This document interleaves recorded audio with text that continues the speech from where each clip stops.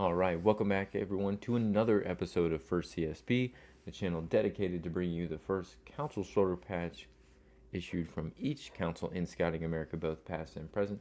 Today we're going to take a look at Greenwich 67 out of Connecticut. This council was originally chartered in 1917.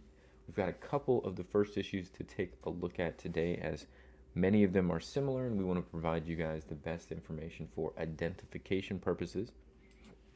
Gonna head over to the patch table, and originally in older collecting guides, the first issue was broken into two variants, the S1A and S1B.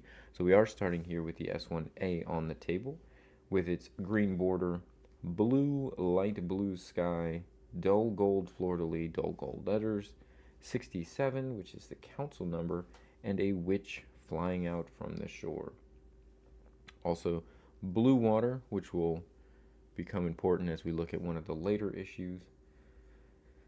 I think the witch here obviously is making light of the name, which looks like Greenwich, although I guess is always pronounced Greenwich and goes back to England, where the name is originally from. We take a look at the back here. We do have just a plastic back on the S1A.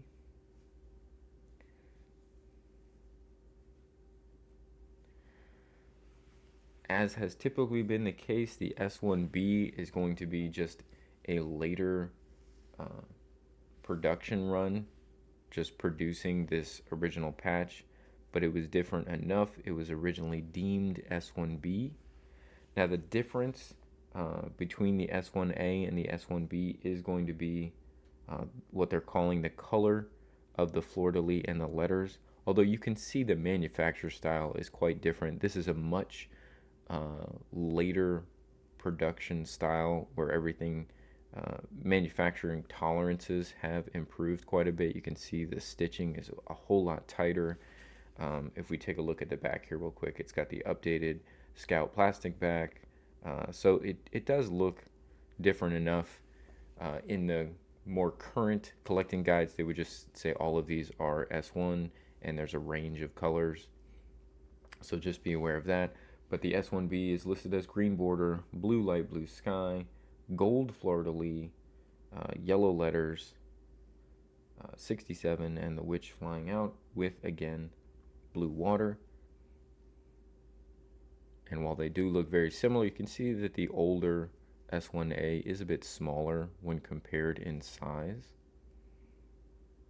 But they are essentially productions of the same patch. Get a little bit of difference in the color that they used on thread for the sky up here. But that is the S1A and S1B. And then in between these two, they had a production run that came out with purple water, and they've listed that as the S2. When we look at the timeline at which these were produced, it definitely seems that the S1A come out, and then they had a production run. They were trying to just reproduce the S1A. It came out with purple, so you get the S2.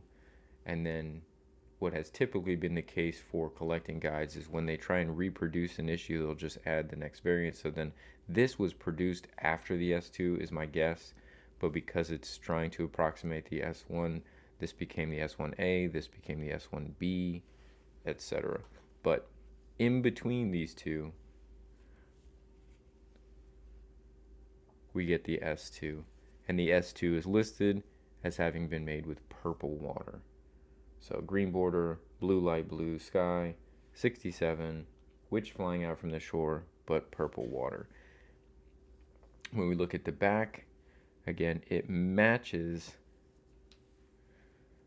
the production style of the S1A.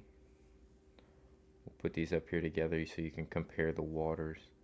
The watercolor was relatively similar between the S1A and the S1B, but you can see how much darker this water is. Now, to me, it looks more of a navy. I would call this blue, I would call this navy, but in the book they do call it purple. And I certainly understand where they could call it a shade of purple. Some of that's just going to be individual perception.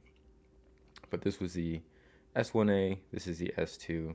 It also has much improved manufacturer tolerances. This looks like a later type of stitching where things really get more defined. You get more detail with the stitching as time goes by, as patches have been produced. You look at more modern patches produced in the 2000s and 2020s, you're going to find stuff that they can do amazing amounts of detail. So just manufacturing tolerances has improved over time, and you can kind of see the difference in that as you look at these here. So that's the first couple issues for Greenwich Council out of Connecticut. Hopefully you found this entertaining and informative, especially if you're trying to collect the council or want to know which exactly is the first issue. Hopefully this will give you some things to look for as far as the differences within those first couple of issues. We're back every single day with brand new episodes. I want to thank you all for tuning in today, making us a small part of your day. Remember, you can catch any of our previous episodes 24/7 on the channel at your convenience. Be sure to go back and check out your favorites. If you've got information or things to add, comments, maybe it's just your favorite patch you've seen, drop it in the comments. We always like to hear that feedback, as well as be able to take that, use it going forward in future episodes as well. Thanks again for tuning in. Hope you guys have a great rest of your day, and we will see you on the next episode.